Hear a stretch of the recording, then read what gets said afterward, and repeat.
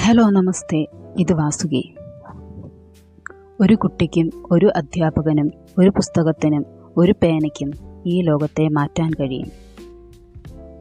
ഇന്ന് ജൂലൈ 12, അന്താരാഷ്ട്ര മലാല ദിനം. തോക്കിൻ മുനയ്ക്ക് മുന്നിലും ഭയപ്പെടാതെ പെൺകുട്ടികളുടെ വിദ്യാഭ്യാസത്തിനായി പോരാടിയ മലാല യൂസഫ്സായിയുടെ കഥ നിങ്ങൾക്കറിയാമോ?